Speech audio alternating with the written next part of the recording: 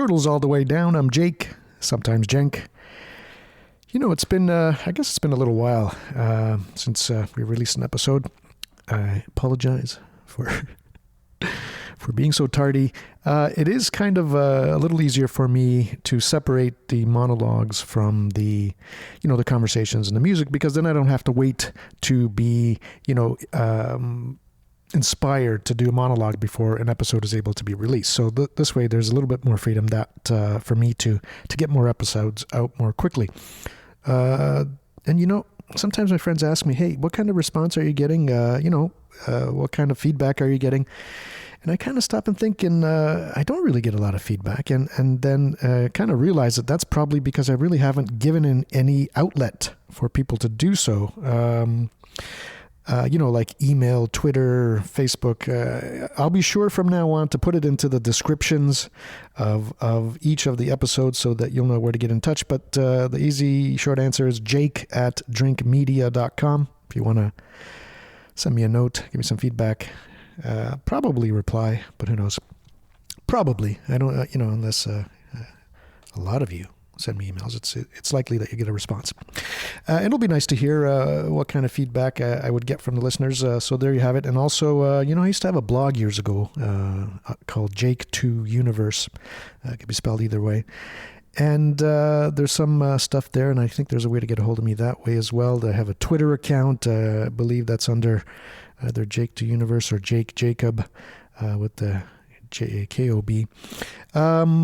Of course, there's also Facebook if you happen to know me that way. We can link up through there as well. So there you have it. This episode is a conversation episode. And I had Grant Heckman come in and have a chat. And he is a multi-talented, blues and gospel musician. He's in a band called the Honeyboys. He has released an album under the name of Isaiah Lightning called Starry Crown. I listened to them. Pretty cool. Gospel records. So quickly, we start talking about religion and music and, all the wonders around the creative process in making music. I hope you enjoyed the conversation. Talk soon. What do you go into? What, the software? Band? No, it's actually Ableton Live. Okay. Are you familiar with that one? Yeah. Yeah. It's a bit of an overkill, I think, in a sense. But you know what I do is because sometimes, so I'll have a conversation with you like this, and I will go back to that file later at some point. And I was doing this with previous episodes, and to get it ready to release or something like that. And then, but because it's in Ableton Live, I start adding beats to it. I get distracted, and it ends up being some kind of turns it into something else. Yeah. So as a result, I rarely get the episodes out. So we're rapping and we don't know it. That's right. It turns out that way. And it's so amazing too, because I find that some of the most interesting musical bits that I find are people talking. I'll try to speak more rhythmically. Just do your own thing. And get some more obscenities into the mix. So. I don't want to bum you out, but that wonderful conversation, it didn't catch that the first few minutes of that conversation that we were having. Oh well.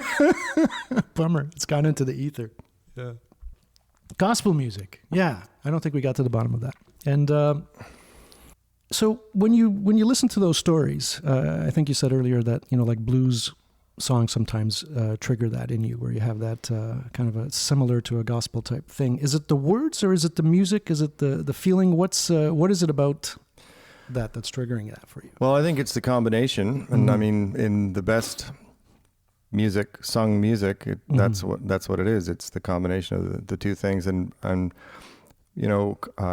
compared to, say, opera, blues and gospel music is a special case because, not a special case, but it's a particular case because it's it's more based on rhythm and pulse and, the throb. It's it's a very visceral kind of medium. Right. So the idea of, whatever words you're singing, if what you're singing them over is this kind of, a grinding shuffle with an offbeat snare and a big kick drum and some electric bass and electric guitar, it's there's a certain elemental kind of power there Mm-hmm. that you use in conveying whatever the semantic content of the lyrics is, right? So, and so there's the words, and then there's the melody. The melody can be infused with emotion and can carry a lot of the weight. You can say a lot without any words singing as well, in a cry or a moan or a, it's like in the old days of the church, they when they were singing hymns, they gradually started introducing melismas. What's that? Well, it's where you sing multiple notes on a syllable, right? Right. And the point of singing the text was to convey the text, but the human impulse to art could not be kept down, and so we add some artifice to it. That's right. So they started adding these melismas, and then eventually the melismas overtook the text. There were melismas that were 100 notes long. Wow. So they would actually codify these melismas and try to There are repeat some, it? yeah. Yeah. And then It's not riffed by the singer. Well, some of them were improvised, but some of them gradually became part of the way they sang it. Guess so. And then the church eventually basically legislated against melismas. Whoa. When did that happen? Like what era are we talking 1200s maybe, or Okay. something like Yeah. that. I'm not sure about that. That's Long time ago. a long time ago. Yeah. And because of that very thing, because the expressive spirit was moving the music away just from the doctrine, and actually many of those melismas, which became codified and became established, they became melodies for early composers. Oh, wow. No kidding. So some of the earliest classical composers, that was the ground. That's where they started. They started melodically. I'd like to see a with these documentary on melismas. this. That's it'd be amazing just to trace some of those, elements within those old songs. So I guess that's a sense. digression by way of explaining or suggesting this, that how much you can put into the notes you sing, independent of the text. You can sing the word love as a monosyllable, or you can sing it over 10 bars of anguished, ululation. We see this in R&B songs in popular culture that just go on and on. And in gospel, and the same thing. So different words are being sung, but the same thing is being accomplished, really, in terms of the impact on the listener. And part of it's the beat, and part of it's the throb and the excitement and the energy of the thing, and part of it's the message of the words, and part of it's the delivery. It's kind of fascinating. Like this outlawing of it is fascinating as well. Like it kind of points to, which something maybe that like Nietzsche might have said against Christianity, is that it's kind of it's a hatred of the body. In a way. Like you're kind of putting into prominence the abstract, the thinking and you outlaw the things that come from the body, which are these unconscious, devilish and things. The church has always been very suspicious of the body, right? Yeah. And got more and more suspicious from Augustine onward. So, but I mean that example is the church basically legislating against expression. And it's a form of expression that is, in some sense, out of your control. And that's what I think scares that sort of religious approach, is that when something is seen to be out of your control, it's interpreted to be in the control of an evil force as a result of that. Yeah. Right? So when you're out of control, you're under the control of the devil, I suppose, is a way of thinking about it. You're straying from the magisterium. Right. So. But where would music be if we if we didn't allow for that, And I guess it's no surprise that you had that, rock and roll being of the music of the devil and that sort of thing, because, Elvis moving his hips. And some of those early guys, they were hung between the two traditions, like Little Richard, who part of him wanted to be a preacher, and part of him wanted to be a rock and roll star. Yeah. And, Jerry Lee Lewis, there's a lot of those guys, they were pulled back and forth between the secular and the sacred.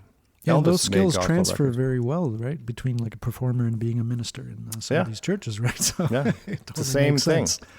I took part in a musical once called Fire, written by these Canadian guys, and it was a retelling of the story of Jerry Lee Lewis and Jimmy Swaggart, who are cousins. Oh, really? Yeah. Huh. So it's all about that's kind of the whole basis of this play, is that basically these guys are the same. Right. They've just It's like a happen to family be on two business. sides of a Yeah. fence, but they're doing the same thing. Wow. You know. So It totally makes sense. Yeah. Yeah. So when you're singing these gospel songs, do you find yourself taken away by them? Do you get into a yeah, they're Yeah. very absorbing. Mm-hmm. And you know, when you think about what's being sung about, the stakes could not be higher. Right. You know, eternal life versus eternal damnation. That's one of the things that I just like about it, is how is the kind of the rawness and the total commitment of the people who sing it. Mm-hmm. It's kind of little, you know, it's slightly different stakes than in the blues song, where the lover, it's all about the lover and the you know, the carnal aspect, which is a subtext in the gospel tradition. But yeah, I mean, I cry sometimes singing gospel songs. I mean, and listening to them, I just find them very moving and sometimes kind of overwhelming. Wow. Yeah. So what happens when we die? What are the stakes for you in your life? Well, I guess my short answer is I have no idea, which might be the only possible real answer. But anyway, but Right. Yep. but what I think happens is nothing. I think you die, and then that's the end of you, and then other people get to live. Right. And you persist in something you've done, and love and memories of you and things like that. And maybe you persist in gradually becomes a kind of a residue, your impact or whatever. But Yeah. I actually don't have a problem with that. That doesn't fill me with fear. You know, I mean, I don't want to die any more than anybody else, but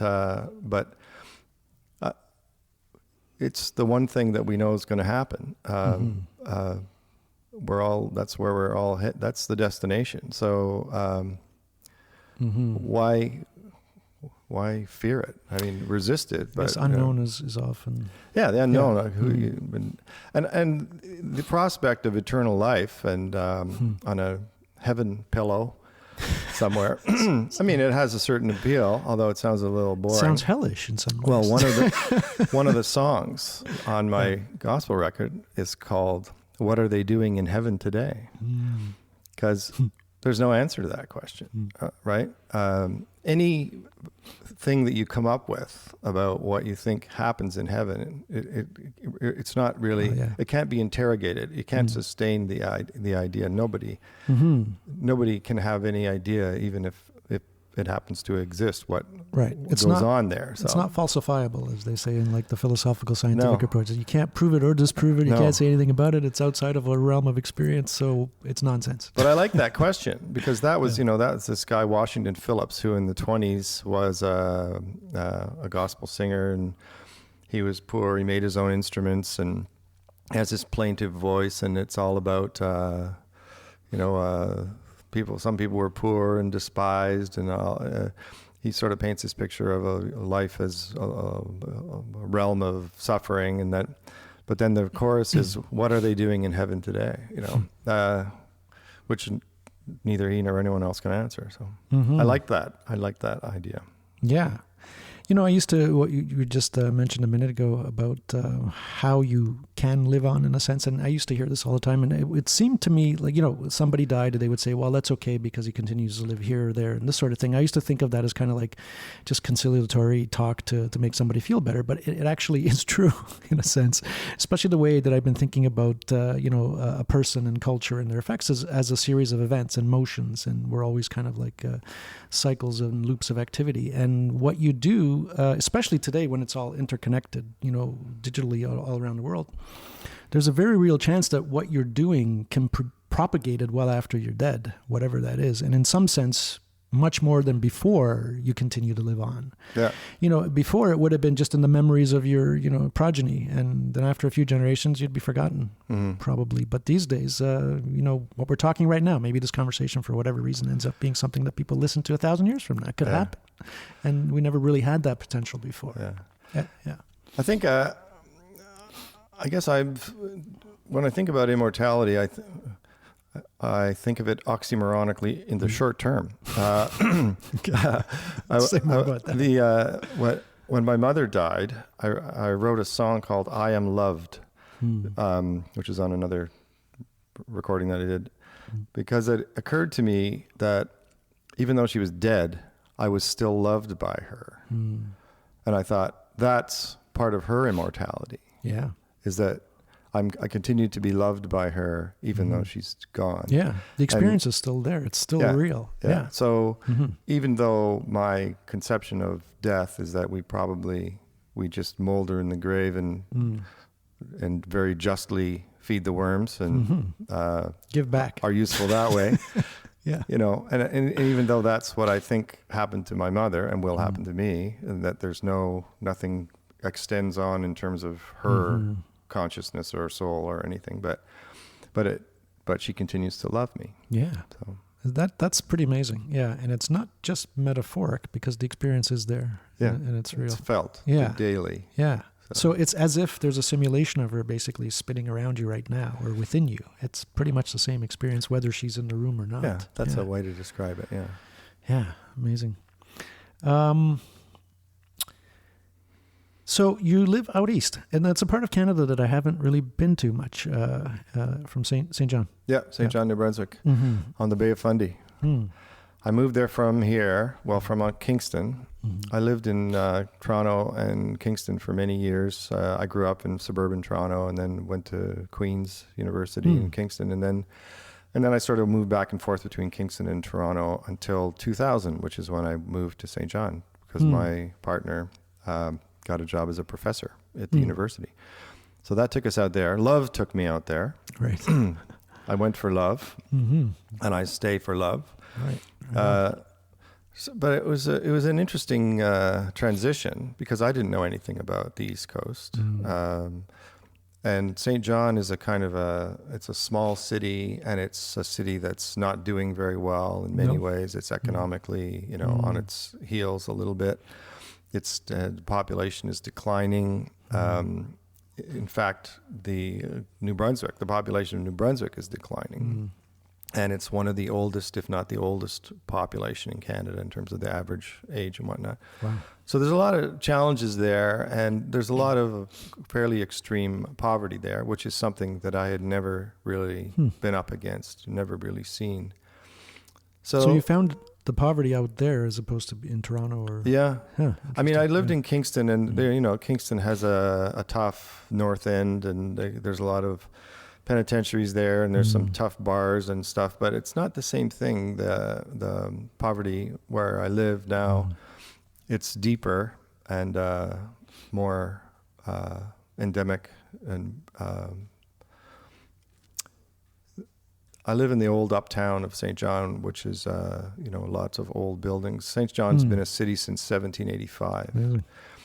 So there's a lot of history beautiful there. Old buildings, I guess. There's some beautiful old buildings. There was a big fire. There was a great fire in 1877, which destroyed the entire place almost. Wow. And so most of the buildings date post 1877, but the house I live in is 1878, because at that time, St. John was very prosperous. It was like a little Toronto or Boston. And so a huge amount of building went on because there was a lot of money. So a lot of buildings got built in the decade after the fire. mostly of brick, but some of wood. And a lot of those buildings are still there. As I say, I said to somebody, St. John's like Siena. It benefited from failure. Florence won. The Medicis were ruling. Siena was defeated, and part of the impact of that was that Siena never got destroyed by progress. Right. They had a plague, and they got beaten by the neighboring city-states, and then as a result, they still have their Renaissance buildings. Well, St. John still has its 19th century buildings because there hasn't been enough economic activity to tear them down and build new ones. So making lemonade out of it. Yeah, right. So that's the. But it's a weird place. There are blocks.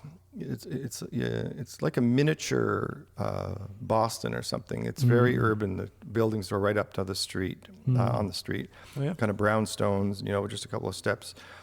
Like old Philadelphia, maybe. Yeah, like that. And there aren't that many Canadian urban areas that are like that anymore. And but you walk down a street, and it'll be beautiful for a block and a half, and then 100 yards later, there will be boarded up windows and derelict buildings and very bad situations for people. So it's been interesting. A different kind of culture. It really does move at a different pace. It's very pace is very different relaxed across the country. Yeah. It's a place where if you're going to want to cross the street, the cars stop. Yeah, throws you for a loop when you're. I almost get killed here sometimes now in Toronto. I come to the edge and I assume that they're going to stop me. Yeah, they don't. Yeah. And I see the other extreme of that, where I'm originally from, is Istanbul. Is that even crosswalks don't even necessarily mean they're going to stop. So pandemonium. You got to assume the car has the right, and you might be able to squeeze through. And it's a different approach entirely. Yeah. I was out in Vancouver. I lived there for about 7 months, and even there, I mean, that's a major city, but they do that kind of thing when I was out there. They stop when you're just crossing the street, and. The first few times you get angry at them. Why are you stopping? Right. Keep going. You're messing up my flow. It's a kind of it's kind of rural, or it feels kind of rural. Like it's something you do in the country where everyone's lolling along, and it doesn't matter if it's an extra 5 minutes to get somewhere. And right. I kind of like it. Mm-hmm. They take it a little far in New Brunswick. They they do things that are strictly speaking illegal in the name of courtesy, and so it can be actually dangerous. Yeah. But there's, I was thinking that the other day, if everyone in Istanbul, for example, followed the rules, traffic would move. Right. That's the other thing, right? So people just adjust to what they need to. They're coping and to make it happen. And you can do that in small town, because if you stop, it's not going to back up traffic, for miles. Whereas you can't do that in a big city. Yeah. So it makes sense that we're rude in bigger cities. Would you live in other cities? Is that something you ever think about? Yes, I would. I'm a city guy, basically. I love cities. I travel a fair bit, and I go to. I tend to go to large cities. I like New York and London and Paris and Rome, and I'm fond of the urban environment and the urban experience. I like. I'm very interested in culture, and I like going to music and theater and you got to have a city for those kind of things. Right? And I'm a food guy, so I'm very interested in food, and I'm interested in restaurants. And if you've got 60,000 people, there's a limit to how much culinary interest there can be in. And even when you do have, Chinese restaurant, you're going to have like chicken balls or something. As opposed to sweet and sour. Sweet and sour chicken with the ball. radioactive orange sauce. So. That's right. Some general or another blame for it. But, Well, so Kingston, you spent some time there. I was just thinking about Kingston because Gord Downey just passed. And noticing what a huge impact it had just on the media landscape the last couple of days. It was kind of nice to see in a way. I don't know if you had any connection with them. I knew them vaguely. Well, I know one of them. I know the guitar player, Rob Baker, fairly well. But actually, I played at the wedding of one of the Tragically Hip, Paul Langlois' wedding. So they're around, and actually I played in a blues band in Kingston for many years called Wild Blues Yonder, and Johnny Fay, the drummer, used to be around. He used to get up and play with us periodically. Cool. Gord was the guy I knew the least, actually. I met him, but I didn't know him to really speak to him. But I was very impressed with him. I'm not a big Tragically Hip fan. It's I like them fine. I played one of their songs last night at the gig I played. At the Drake. Yeah, but they're good, but it's not my kind of thing for sort of. It's not the soundtrack of my life, let's say. But they were wonderful guys, and it seemed to me that he made about as good a job of the end of his life as it's possible to do. That's true, isn't it? You know, like an aggressive brain tumor that you know is going to kill you shortly. And the guy was just unbelievable. He was this whirlwind of activity, and he had this. I thought it was so beautiful that he took on the indigenous thing. He identified it. He saw the clarity of somebody who's going to die. That this is our original sin, right? This is our national shame. Wow! So it's like a opportunity for redemption. Hit him like a train, I think.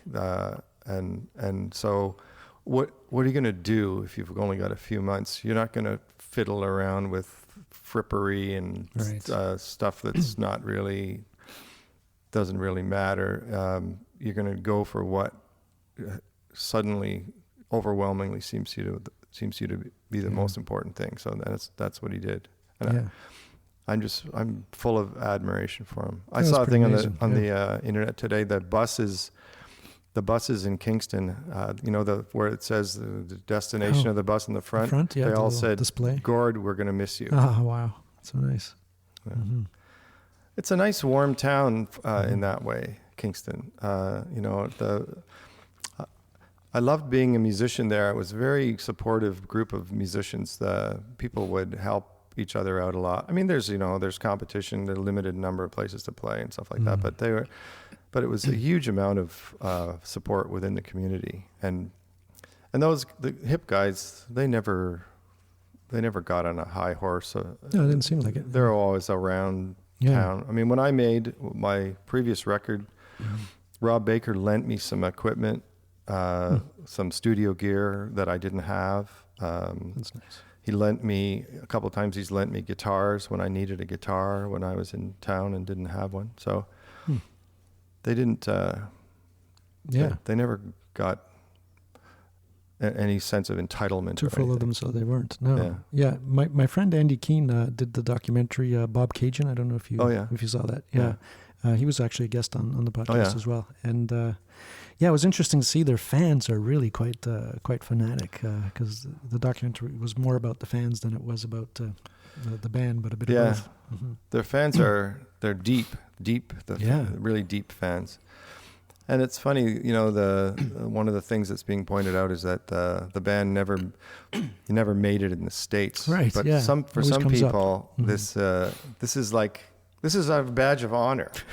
This is an asset, or this is further proof of their unimpeachable authenticity. Right. Strictly Canadian. Yeah. Like they were too real to become a mass item. Yeah, they couldn't be fodder in that machine. Yeah. And also, it just resonates so well with the Canadians, but doesn't necessarily resonate with everybody. Yeah, because it did seem to kind of hit on our culture. I think of Gord as a poet, and I guess he even released a book of poetry that I wasn't even familiar with until I was talking with Andy. And I was saying before that I think it gives a lot of people an opportunity who don't normally have access to poetry, or maybe think of it as elitist, or wouldn't even admit to liking it. But you can't help but when you're confronted with listening to some of his lyrics, think, oh, this is actually poetry. Yeah, and it's pretty good. Yeah, that was one of the nice things. Like he didn't, he wasn't writing conventional romantic song, boy girl songs.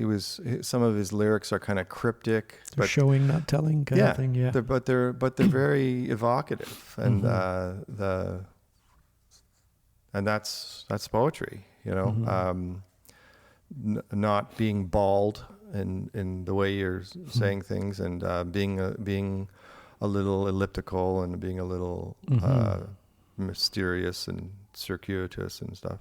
Yeah. I mean, sometimes I didn't know what the hell he was talking about, but that's okay. That's all right. And in fact, that's part of the charm sometimes I find, that people, because you saw when he's on stage, he's kind of lets himself go in that ecstatic, vulnerable state that a lot of people have difficulty letting go and doing that. And it's usually like a high level artist that can sometimes like a shaman. That. Yeah. He's a possessed shaman. Yeah. So it's pretty cool to see that. When people see it, they recognize it. And I think they appreciate it. Yeah, that was another, I think, aspect of his kind of authenticity. Like he wasn't thinking, "Oh, do I look okay?" Right. No time for that shit. Yeah. Is this a hip dance move? Right. Or am I just possessed by the thing I'm doing? The joy, or whatever it is. Yeah, and if you were stopping to think about that, it wouldn't work. Yeah. So you play live shows. What kind of a live show is it? Is it like intimate? I'm guessing. Well, I play with different people. I have a blues band called the Honeyboys, and we just finished playing a bunch of festivals. So those are kind of outdoor bigger shows settings, on bigger stages. We played the Harvest Jazz and Blues Festival in Fredericton, which is a fairly good-sized festival. It's people like so like the Colin Harvest James Festival here, and Bruce Coburn, and stuff. So those are kind of fun, because you play in a big tent, and there's quite a big crowd, and they sell beer, and it's a kind of it's very wholesome in those kind of it's a party. It's a nice kind of party atmosphere. And then sometimes I play smaller places that are more kind of concert settings, where excuse me, where people are more focused on what you're doing, and it's more of a concert performance, which is also fun, because there are kind of different things operative in these different environments. Like sometimes you're trying to get people kind of making them move and giving them some of this kind of bodily pleasure that I was talking about earlier, from rock and roll and bass music and gospel and stuff. And then in a concert setting, sometimes it's a little bit more cerebral, or you're trying to gradually, over the course of a number of songs, create something, create an experience kind of that has a little coherence. So I like to do both things, and I also do a fair bit of studio work, which is another thing, because the audience isn't there. So right, that's a different you're doing it for the audience, but they aren't there. But you're imagining them listening to it in a sense, right? Yeah. So you don't get any sense of what impact it's having. And also in the studio, like that gospel record that I made, a lot of it, I assembled it basically, right? So I was playing it one track at a time. So what do you think about that? Is that work for you, or do you find that you can't? But I mean, is there a different swing to it somehow? Yeah, there is. I actually like both things. I think both ways of doing it have their own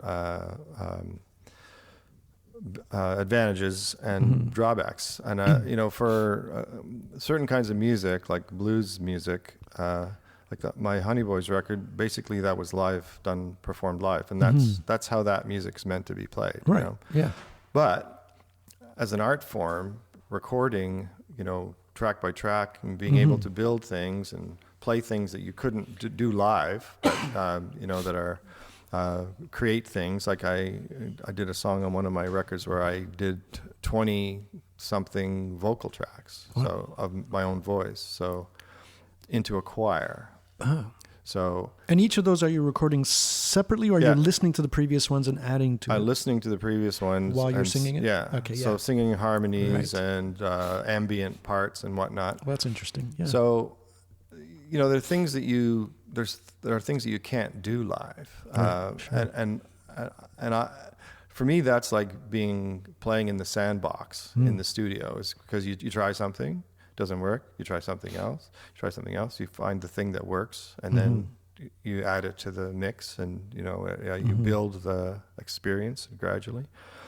So I think I really like doing that, but you can't really replace a band firing on all cylinders, playing together. No, it's a different the old thing. cliche of the sum being greater than the parts. That's true. But I was just thinking while you were saying that, you're familiar with these software, obviously the music software like Ableton Live, and there are features in there that I don't use, like quantizing and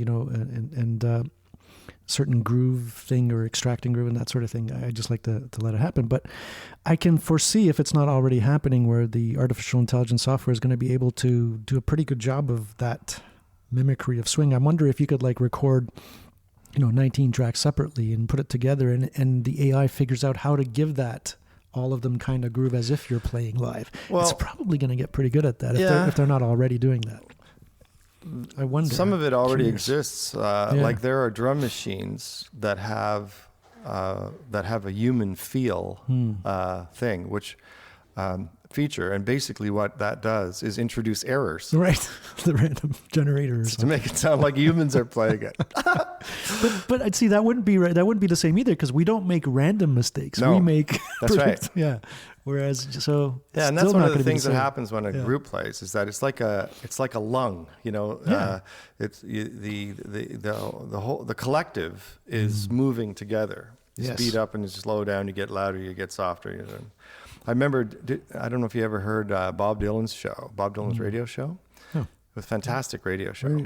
He did 2 seasons. He did 100 shows, I think, Bob Dylan's Theme Time Radio Hour. And I remember the one time he played this old 50s R&B song, which was amazing, really fast, really rapid tempo, and everybody was playing hard. And at the end, Bob said, he said, "You know why that still sounds so good?"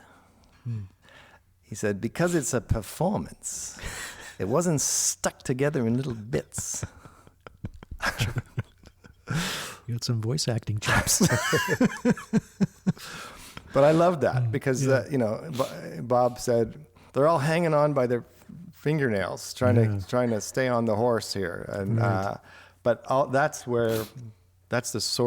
part of the source of the energy of it. And if the drummer had come in and played his part, and then the next day the bass player had come in, it would obviously be different. But still, if you're building on layers, you're still kind of reacting to the layers that came before, but you're not reacting to layers that came after. So it's a different building. As opposed to building all at once, it's like a layer. And it's different being in a studio and having eye contact with the other players, totally, and seeing. You can see. Sometimes you can actually see what the drummer's going to do, or you anticipate it. Even if you're not aware of it consciously, you're feeling it because of the experience playing with that person or any drummer. You're gonna. Yeah, it's true. And I mean, so what you're saying just a minute ago, this it's as if the band becomes an organism in some sense, and that seems to be kind of a high level state that bands are trying to achieve. In a way, they're trying to achieve a state, especially if it's like an improvised jazz band or something like that, where you're kind of hoping that another being essentially takes over. I mean, that's one of the when I play live with a band, that's what I am trying to achieve, is that moment of, it's kind of, the word ecstasy, which means standing outside yourself. Ecstasis. That's really what it is. It's an ecstatic experience, because you become part of this thing, and your identity is kind of obliterated temporarily in a way, and it's an incredible feeling. And it's also in a moment of intimacy with the people you're playing with. It's a kind of connection that people who haven't done that, they don't know what it feels like. Right. They don't know what it is exactly. You feel the bond between people that can make that happen together. It can be pretty intense. So, yeah, because it's kind of at an unconscious. at the mammalian. I think of it as at the mammalian level. We have this vocabulary between us at the mammalian level that we don't notice at our abstract thinking level, but it's going on. Yeah. And music has a lot to do with that. And you're saying that it's for you, it's kind of about, in a sense, it's about the body, the music, mostly. Yeah. I think that's true. Even when it's about, like complicated jazz rhythms or something like that you're enjoying, the response you're having is usually a bodily pleasure response. Yeah. That's true. You're liking it because you're feeling good about it. Yeah, so exactly. It always kind of goes back to that body experience. And I find if I'm struggling a little bit as a performer, the worst possible thing I can do is think. Yeah. Then I'm done. Mm-hmm. And I sing a lot of songs, and I know a lot of words. I have a very good memory for words. I can't remember people's names, but I have a very good memory for words. And different file cabinets. Yeah, and I've always found that if I'm worried about remembering a lyric, if I start to think about it, I'm doomed. That's true. Right? I'm done. Because you're tripping yourself up. Right. Yeah. If I clear my mind and just immerse myself, almost always it pops up.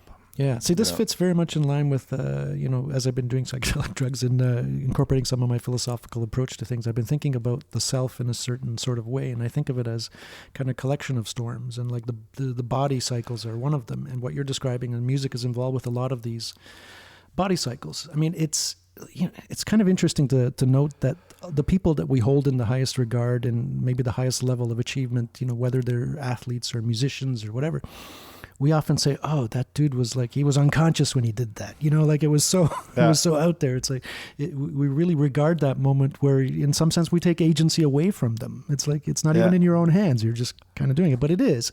It's just it's in the hands of another part of them, not the part that speaks. It's the part that at that mammalian level, maybe that is just reacting and understanding. Well, that makes me think back to gospel music, in fact, because a very common thing in gospel music is that the songs build and build and build, and they build to a kind of peak where basically it's abandon, and the abandonment is the abandonment of the thinking self, right? Wow. So you're going into the body in a way, even though we call it ecstasy, in a way, it's so out of the body that it's back in. And basically the abandonment of thought in favor of emotion, of feeling, But see, isn't this kind of odd? Because it's like anything wonderful and beautiful, it's kind of a dual-edged sword, right? Because I'm very much a proponent of that sort of thing when it comes to artistic creation. But then I can't help but think of the dangers of a populace, everybody being in that way. Because in some strange sort of way, maybe not so strange, but even like like fascist movements and Nazi Germany, that kind of involves that way of not thinking. That like being part of that large organism, which it could be your tribe or your country or your people, and that could lead in the hands of somebody else into some dangerous territory. You can't live your whole life in the ecstatic state. Right. You have to hove to the Aristotelian via media between those two things. I think obviously. You can't surrender to your appetites. But you should schedule indulge them. Those surrenders from time. Yeah. You be moderate in your moderation. Yes, exactly. Yeah. So you have you said your wife was a professor? Yeah. What's your connection to academia otherwise, or have you? Well, I work at the university in New Brunswick. I work at the writing center. I'm a writing tutor. So I teach writing basically. Wow. That's what I do there. My wife to be is getting married in 2 weeks. Oh, really? Amazing. She's people still do that, right? A literature professor. That's great. Yeah, she's a professor of English literature. Oh, nice. So and I studied English literature. So that's right in the middle of our Your consciousnesses. Yeah. So do you guys, do you find yourself having conversations about that stuff, or is it because you're you're talking about, taking out the garbage or something. Oh no, we talk about it all the time. I mean, Yeah. she's always telling me about what she's teaching on a given day, and she teaches different things and different texts. And Sounds fun. sometimes if there's a particularly good poem, she'll read it to me, and we read a lot, and we read things that we're enjoying to each other, and That's so nice. recommend them to each other, and send things to each other, and that world literature is very alive on a day-to-day, moment-to-moment basis in our lives. So Yeah. Any children? no, No. don't have any Yeah. children. Yeah, I've avoided that myself. Somehow up to this point.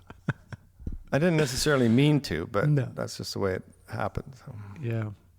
I've been thinking about that lately. I just turned 50 recently. Oh, yeah. So, yes, and I've never really noticed any milestone birthdays, but for some reason 50 just sounds old to me now compared to, when I was in my 20s. If I thought of 50, I would have thought of that as very old. And any notion that I had of maybe having a child, I think I should really decide right about now, or just Clock is ticking.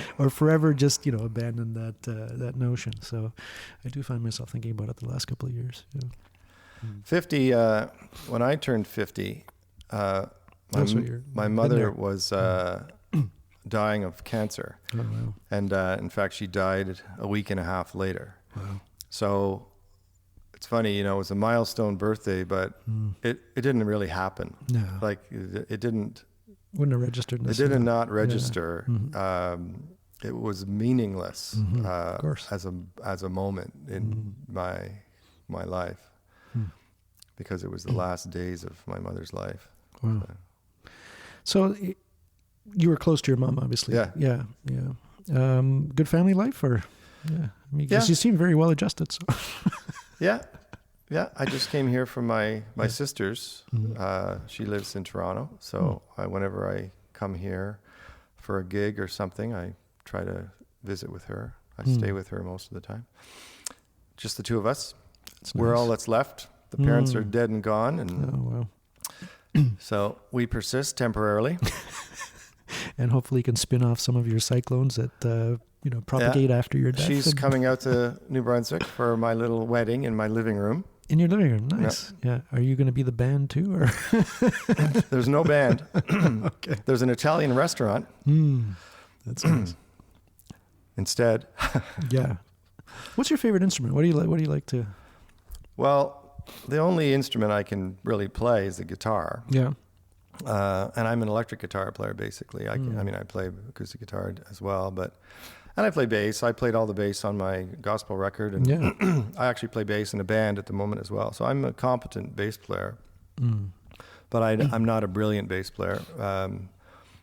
But the guitar is the one instrument. I've been playing it since I was 16, so I've been playing it for 45 years, and I'm in a very limited genre. I'm pretty good, but that's it. I can do a couple of things well on it, but they give me a lot of pleasure. Yeah. So why guitar though? Is it like accidental? You just happened to choose it when you were 16, and then fell in love with it, or were you? How do you get there? Actually, I came to it a little weirdly. Some people, they take up the guitar because they think they will help them get laid, for example. Definitely. I think 90% of rock and roll is about that. No doubt. But I was in high school, and I kind of met some people that I liked. It was a group of people that I kind of liked more than the other people around me. And they were musicians, and I wasn't a musician.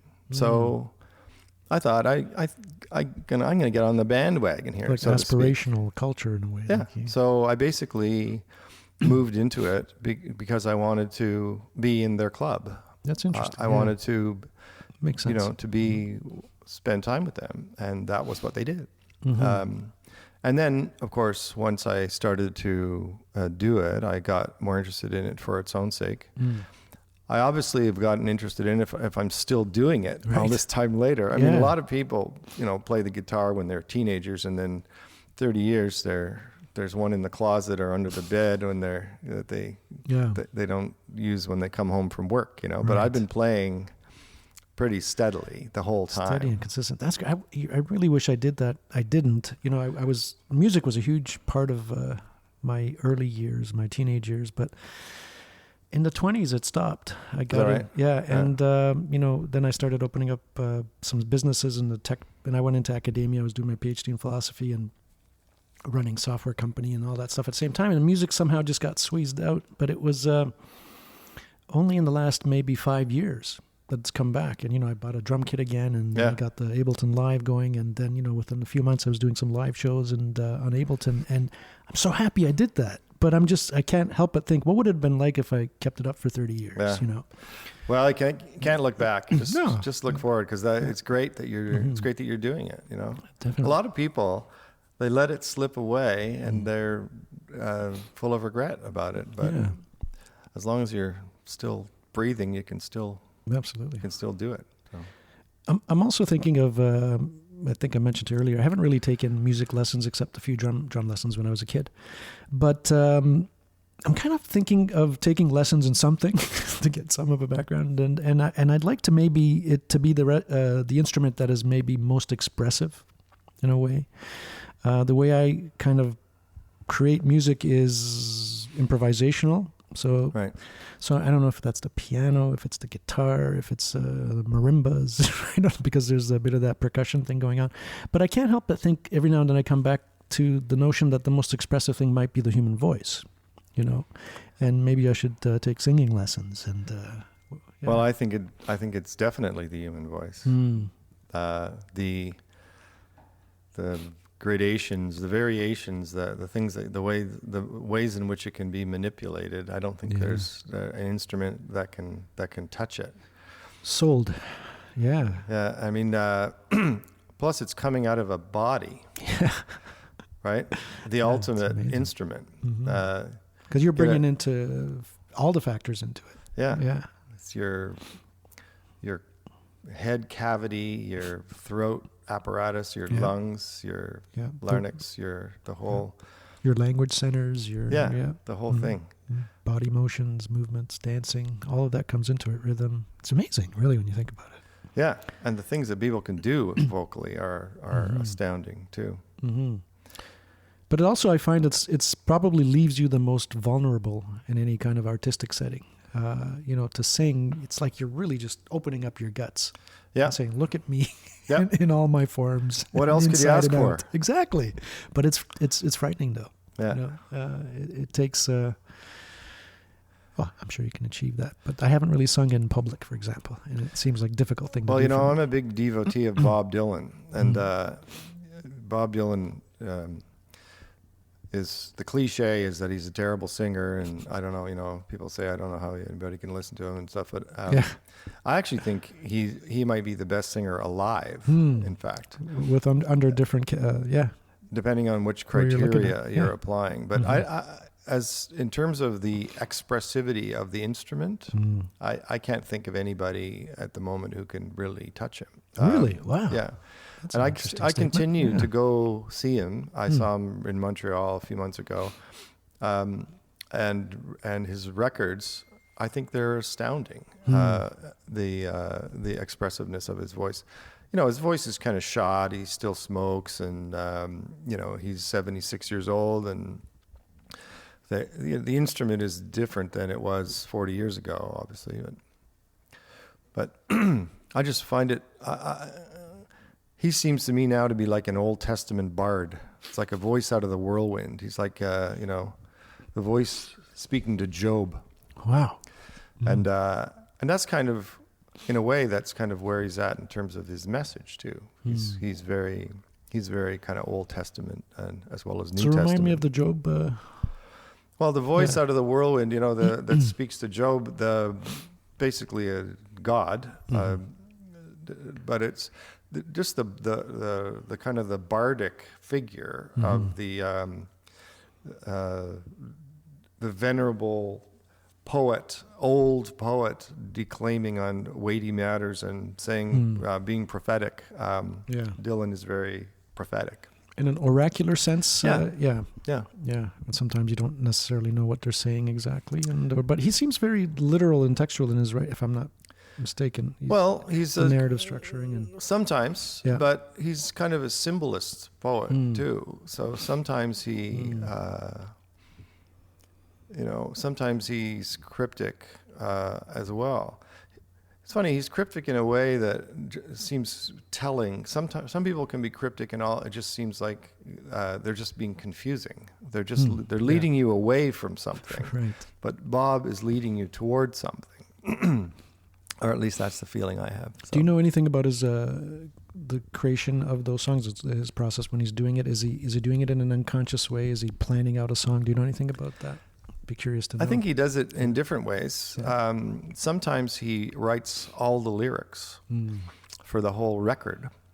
There's a story about when he was going to do one of his 90s records when he got the producer Dan Lanois and they got together and Dylan read him the entire record, the lyrics for every song. Without any music? Yeah, no music existed at that time. Well, that's a different approach. Yeah. So... and there's other stories like there's a song called Cold Irons Bound. I'm 20 miles out of town and Cold Irons Bound. And it has a very syncopated, weird kind of drum track. And the story that I read about that is that Dylan came into the studio and the drummer who was the drummer for the session that was about to occur was playing this figure. And it wasn't something he'd been told to play. Excuse me. He was rehearsing, he's limbering up, getting ready for the session. But Dylan was fascinated by what he was playing and sort of sat there and basically started composing that song. And that was how that one happened. Right. So I think they happen in different ways. He's famous for, do a take and then he'll disappear or he'll sit there with a pen and paper and he'll rewrite the whole thing and then they'll do another take and then Dan Lanois was complained that after they'd finished the recordings, he thought the record was over as a producer, and then Dylan would come and say, I got some lines I want to change. So then in a different studio, Lanois has to try to duplicate the sound that in a producer's not going to like that, certain microphone in a certain space. And so anyway. I had a conversation this morning about Gord Downey with a friend who basically said a similar thing that you sometimes hear about Dylan is that he can't sing. And I said, well, are you talking about some kind of technical thing or another? Maybe that's true. And maybe Leonard Cohen can't sing either, but they're both amazing singers, And why is that though? Is it because of an honesty? I mean, we the word authenticity gets thrown around and is it because it's more accurately reflecting something about themselves? Is that? Well, there's different styles. There are very emotionally powerful singers who are technically superb. Stevie Wonder, Sam Cooke. There are people that are technically, they could be classical singers. Sure. And they find those high extreme areas where the expression comes out only when you have that skill set. Sometimes. And then there are people that have really no technical chops, like Leonard Cohen, but who can sing so movingly. Isn't that crazy? It's part of what we're talking about the voice, about it emanates from the body, but it also emanates from the personality, right? It emanates from the head. It emanates from the thoughts. And it's the effective mixing of those realms, I think. And again, I go back to one of my favorite philosophers was Nietzsche, where he talks about the Dionysian and the Apollonian, right? So it's kind of the mixing of those two, the dance of those two realms is when you get the best art and music, obviously. Yeah.